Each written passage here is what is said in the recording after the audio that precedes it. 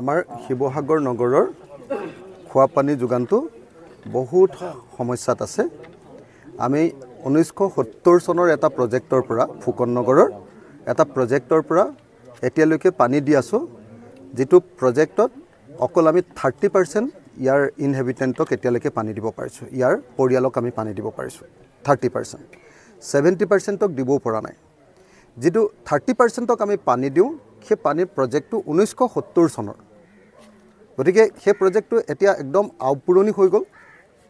সেই প্ৰজেক্টটোৰ আচলতে এবান্ডন ভাঙি দিব লাগে, কিন্তু যেহেতু আমাৰ কোনো প্ৰজেক্ট নাছিলে, আগৰ এটা NLCPR বনোৱা এই যেটো নতুন প্লান আৰবান আমাৰ ৱাটাৰ সাপ্লাই স্কিম গোলাঘাট যেটো কি কয় শিৱসাগৰ যেটো, হেতু আমি এবাৰ নতুনকৈ বনাবলৈ ঠিক কৰিলো।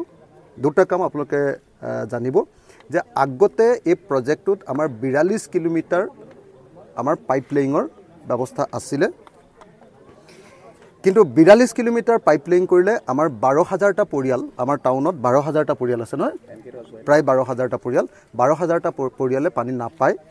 সেইকাৰণে আমি 75 কিলোমিটাৰ নহয়, এতিয়া আমি 75 কিলোমিটাৰ পাইপলাইনৰ কাৰণে ব্যৱস্থা কৰিছোঁ। তাৰ কাৰণে দুটা ফাণ্ড আমি আনিছোঁ, এটা হ'ল NLCPRৰ পৰা পুৰণি প্ৰজেক্টটোৰ যিখিনি পাইপলাইন 42 কিলোমিটাৰ আমি কৰাৰ কথা আছিলে, সেইখিনি কৰিবৰ কাৰণে আৰু ইয়াৰ যিকেইটা মেচিন আমাৰ মানে এইটো ট্ৰিটমেণ্ট প্লাণ্টৰ যিকেইটা কাম আছিলে, পাম্প হাউচটোৰ যিকেইটা কাম আছিলে, সেইকেইটা কাম কৰিবৰ কাৰণে আমি 2 কোটি কিমান টকা পালোঁ, 2 কৰোৰ 81 লাখ আমি পাই গ'লোঁ। আমাৰ হাতত এতিয়া আছে, ডিপাৰ্টমেণ্টৰ হাতত আছে, ডিপাৰ্টমেণ্টৰ ইঞ্জিনিয়াৰে আহি সেইকাৰণে আমি গোটেই বস্তুটো ৰিভিউ কৰি ল'লোঁ।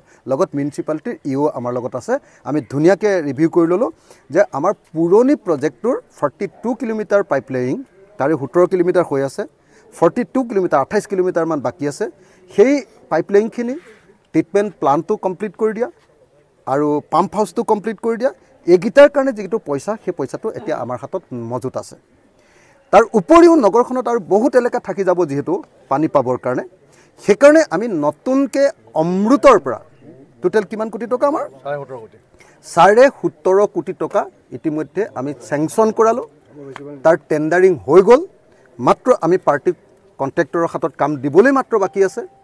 কণ্ট্ৰেক্টৰক কাম দি দিয়াৰ লগে লগে আমাৰ নতুন পাইপলাইনো আৰম্ভ হ'ব, কিন্তু আমি নতুন পাইপলাইন কৰাৰ আগে আগে আমাৰ নিজৰ ট্ৰিটমেণ্ট প্লাণ্টটো কমপ্লিট কৰি ল'ব খুজিছোঁ, আমাৰ পাম্প হাউচ কমপ্লিট কৰি ল'ব খুজিছোঁ, ইয়াত টেষ্টিংটো কৰি ল'ব খুজিছোঁ। সমান্তৰালভাৱে দুইটা কাম আমাৰ চলিব।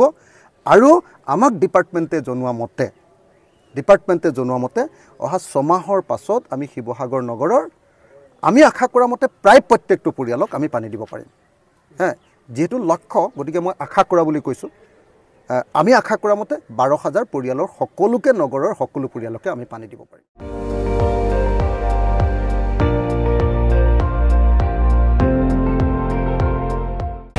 আপুনি চাই আছে ND24, সৰ্বশ্ৰেষ্ঠ নহয়, সৰ্বোত্তমৰ দৌৰত।